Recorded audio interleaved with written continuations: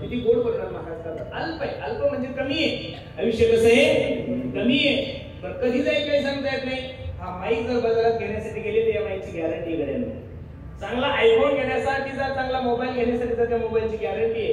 चांगला साऊंड घेण्यासाठीचा साऊंडची गॅरंटी आहे. माणसाची काय गॅरंटी आहे? ज्ञानोबराय सांगतात हे काळा ना काळाचे दोन्ही घातली दोन्ही याची उंडी माशी पापा करीत हे क्षणभंगूर हे जीवन की कलिका कल्पना को केली ना क्षणभंगूर नाही भरोसा. अरे सावध थोडा माया अशा काही ना चले मग गळा पडेल पासा पुढे हुशार तो आहे ओळसागा. आयुष्य कमी आहे, कधी जाईल काही सांगता येत नाही. मग एवढ्या कमी आयुष्यामध्ये तुम्ही यज्ञाधिक कर्म करू शकत नाहीये. वय 70 झालंय तुमचं. काय झालं? वय 70 झालं, 80 झालं. 80 वर्षाचे झाले, खात्यावर 100 कोटी रुपये तुमचे. किती आहे? 100 कोटी आहे. वय 80 वर्षाचं झालं, खात्यावर 100 कोटी आहे आणि तुम्हाला बद्रीनाथ केदारनाथला जायचं. जमत का? हा, अरे बद्रीनाथ केदारनाथला जायचंय, शिमल्याला जायचंय, कुल्लू मनालीला जायचं, तिथं बर्फात जायचं. ते बर्फ सहन करण्यासाठी तुमचं शरीर लागेल का नाही? बिना शरीराचं तुम्ही अडथळे करू शकत नाही. जवळ हे सगळं सिद्ध आहे. हात चालावया पाय तव तू आपले सोहित पाहे तीर्थया ते जाय. गन्स प्रॉपर्टी तुमच्याकडे पण 90 वर्षाचे झाले. फार दुबन बदाम बनवले खाण्यासाठी. कुठून? दुबन बदाम. आणि खजूर जर खायचे असेल तर भारतातली नाही, डायरेक्ट भारताच्या बाहेरची खजूर बदाम वगैरे खूप गिरगायचं. पण फायदा काय? जसं बदाम खातो तसेच मागे येतात. ते पचतच नाही ना. बदाम खाण्यासाठी शरीर लागतं, काजू खाण्यासाठी शरीर लागतं. तसं सगळ्या गोष्टीसाठी जर शरीर लागत असेल तर देवाच्या प्राप्तीसाठी सुद्धा शरीर लागतंय ना महाराज.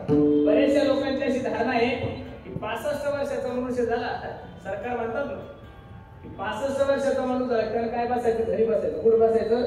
सरकार त्याला फुकट पेन्शन देतं. त्रास देत, तू त्रास देऊ नको, तू आता घरी बसून राहा, मस्त आनंदात रिटायरमेंट देतात. मग 65 वर्षाचं सरकारला म्हातारा चालत नाही. 65 वर्षाचा म्हातारा घेऊन महाराज लोकांना पाठवून घेऊन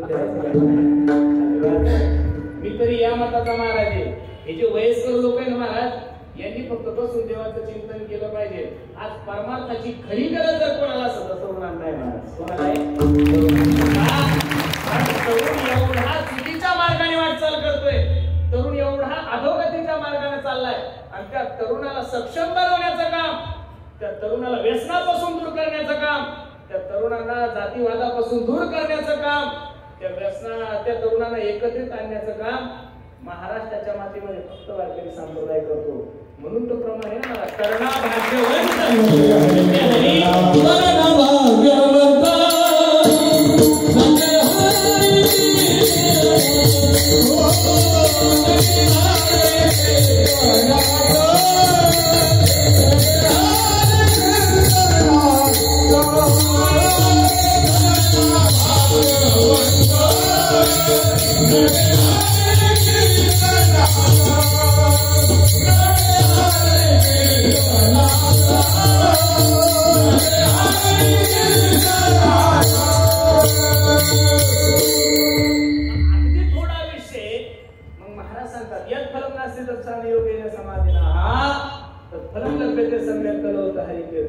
कलियुग केवल नाम आधारा सुमिर सुमिर नर उदर ही पार. तुलसीदास सांगतात कलियुग केवल नाम आधारा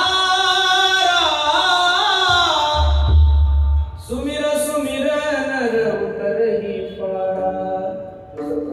पहिलं प्रमाण मी तुम्हाला भागवतात दिलं, दुसरं प्रमाण तुलसीदासाचं, तिसरं प्रमाण कलियुगा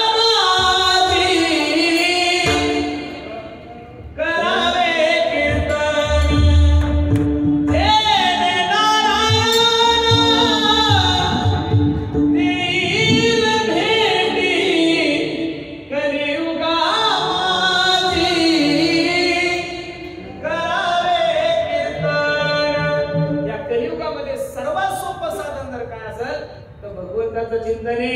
ना कलियुगामध्ये योग करू शकता, न कलियुगामध्ये यज्ञाधिक कर्म करू शकता. गवळणीने योग नाही केला, गवळणीने स्वधर्माचा त्यागही नाही केला, गवळणीने घर नाही सोडलं, संसारामध्ये राहून सुद्धा जगाचा मालक न चांतरण बहिर्यश न पूर्व नापीचा परम पूर्वापरम बहिश्चांतर जपतो यो जगच्छया. हा भागवतकार सांगतात किती भाग्यवान आहे त्या गवळणी. नचांतर न बहिर्यस्य, जो जगाचा मालक, रंग नाही रूप नाही नाही वर्ण छाया, निर्गुण निराकार तो चिरगुराया. तो निर्गुण असणारा जगाचा मालक गवळणीच्या समोर छोट्याशा लोण्यासाठी नाचत होता महाराज. गवळणी सारखं भाग्यवान या जगामध्ये कोणीच नाहीये. नारद भक्ती सूत्रामध्ये ज्या वेळेस भक्तीचं उदाहरण देत असताना नारदजी सांगतात यथा व्रज गोपिका नाम, गोपिका सारखं जगाच्या मालकावर प्रेम कोणी केलंच नाहीये. किती प्रेम, एवढं प्रेम केलं. एक वेळेस नारदजी कुठे गेले, देवाला भेटण्यासाठी गेले. नारदजीला असं वाटायचं मी 24 तास नारायण नारायण नारायण, आणि बोलता बोलता नारदजी देवाला सांगू लागले, ओ ओ देवा, मी भरपूर पृथ्वीवर फिरलो पण माझ्यासारखं तुमच्यावर प्रेम करणारा माणूस मी अजून पाहिला नाही. देवाला असं वाटलं निश्चित माझ्या नारदाला काय झालंय, अभिमान झालाय. आणि जगाचा नेम आहे तिळ मात्र जरी होय अभिमान मेरू तो समान.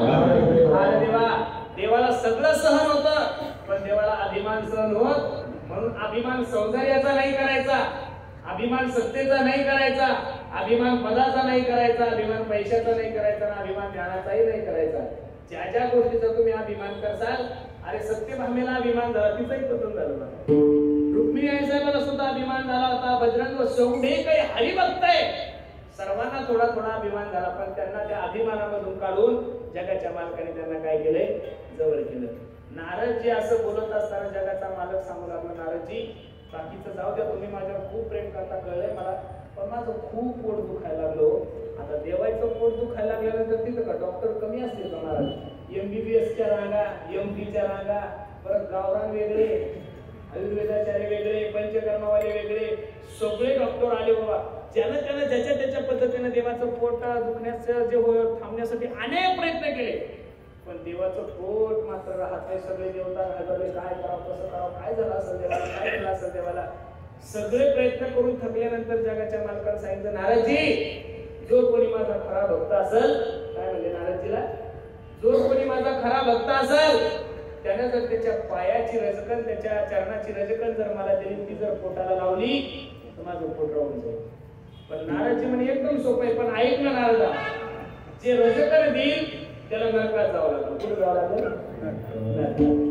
नारदजी विचार करू लागले, मी जर रजकण दिली तर नरकात. ज्याला भेटेल त्याला सांगायचे, प्रत्येक ठिकाणी गेले पण कोणी सुद्धा भगवंताला माती द्यायला तयार झालं.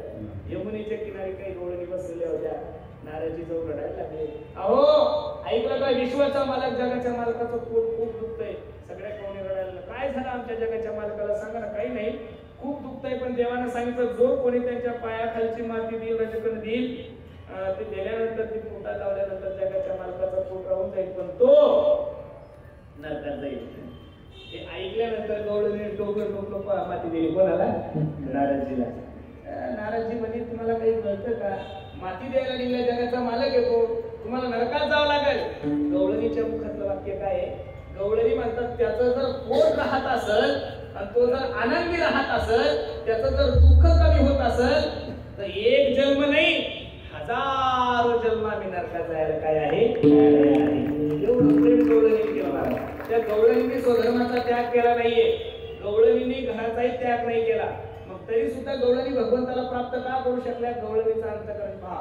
आता हरी, बाहेर हरी, हरीने घरी दिसत जरी संसार करत होत्या महाराज, तरी पण अंतकरणापासून त्यांच्या जगाच्या मालकाचं चिंतन चालू होतं. म्हणून सर्वांना कुठं जाण्याची गरज नाहीये महाराज. बाकीचे साथ नको आम्हाला शक्य नाहीये. काय शक्य होणार? मी मग असे सांगितलं ना, कीर्तनात बसल्या बसल्या आपल्याला 2 तास मांडी सुद्धा घालता येत नाही. 2 तासात रामदेव बाबाचे 72 आसनं करतो आपण. किती? 2 तासामध्ये रामदेव बाबाचे 72 आसनं करणारे लोक आपण. आपल्याला ना नामस्मरण, आपल्याला ना योग जमणारे, ना कर्मकांड जमणारे. मग महाराज करायचं काय? सर्वात सोपं भगवंताचं चिंतन आहे. हे साधन सगळ्यात सोपं आहे, पण याचा फायदा काय हे विचारल्यानंतर तू कोपऱ्यात सांगतात.